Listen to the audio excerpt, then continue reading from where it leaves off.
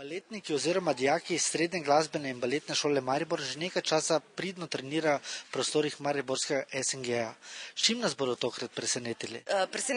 Presenetili nas bodo za produkcijo, tradicionalno, ki jo prirejamo več kot 25 let v gledališču na velikem odru. Vsako leto izberemo neko novo temo, da je naša publika zadovoljna in da vedno vidi nekaj novega. Letos smo oblikovali produkcijo v 3 sklopih. Naši najmlajši in otroci iz baletne šole bodo predstavili 5 kontinentov, sprehodili se bomo od Evrope do Avstralije. V drugem delu bodo prikazali utrinke iz državnega baletnega tekmovanja. Na tekmovanju smo namreč pobrali kar nekaj nagrad, potem smo se uvrstili tudi na eno mednarodno tekmovanje, od koder smo prišli tudi z več zlatimi nagradami. Torej to bodo pokazali, te variacije bodo pokazali v drugem delu, v tretjem delu pa bomo prikazali oziroma srednješolci bodo odplesali en izsek, divertisma iz baleta Gusar. Naši gostje bodo gospod Anton Bogov, Ines Petek, Tijana Križman in Denež Darab.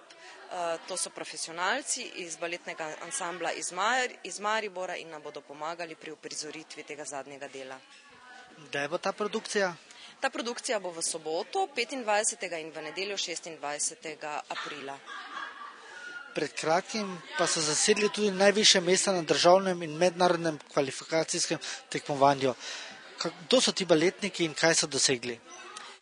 Torej, naši tekmovalci so tekmovali v 3 starostnih skupinah oziroma v več kategorijah. Prva kategorija, to so najmlajši, so spremljevalni program. Ti otroci ne tekmujejo, ampak se samo predstavijo za svojim plesnim programom. V prvi kategoriji, to so osnovnošolci, se predstavijo otroci, ki hodijo v baletno šolo.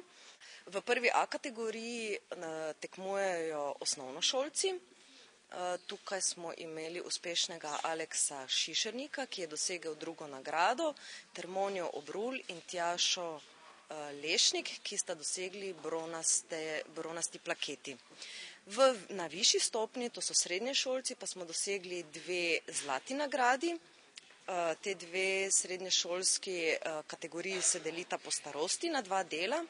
V mlajši grupi je dosegla prvo nagrado Janja Sahornik in zlato plaketo, v višji skupini pa Ana Marija Radanovič, prav tako zlato plaketo in prvo nagrado. V tej mlajši skupini, kjer je Janja dosegla prvo mesto, pa imamo še Natašo Ipavec, ki je dosegla srebrno plaketo in 3. nagrado. Tako da smo z nastopom zelo zadovoljni in imamo nov zagon za mednarodno tekmovanje.